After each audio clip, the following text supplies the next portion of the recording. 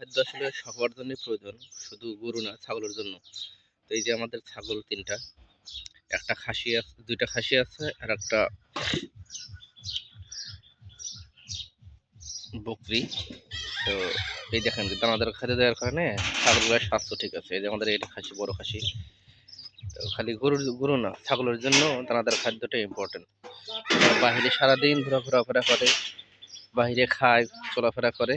আর এই যে সকাল বিকাল একটু করে শুধু ওই একটু ভুসি দেওয়া হয়।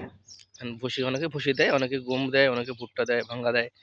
তো আপনারা যদি পারেন যে ছাগল যারা পালেন তারা খাদ্যের পাশাপাশি, যেকোনো খাদ্যের পাশাপাশি যদি একটু দানাদার খাদ্যটা রাখেন, তাহলে এটা আপনার ফার্মের জন্য ভালো, আপনার যেকোনো গবাদ পশুর জন্যই ভালো।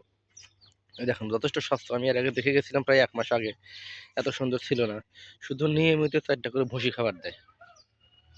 এই ভুসি খাওয়ার কারণে এই স্বাস্থ্য মোটামুটি এই শীতের মধ্যেও নষ্ট হয় নাই।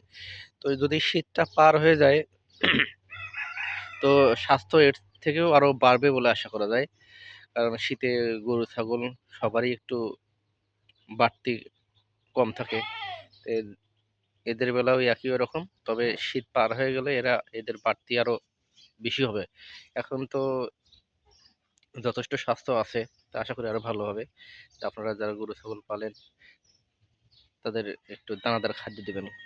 সেটা যদি আপনি খুব বেশি না পারেন, খুব অল্প করে হলে একটু দিবেন। ভালো থাকবেন সবাই। আর চ্যানেলটা ভালো লাগলে একটু সাবস্ক্রাইব করবেন।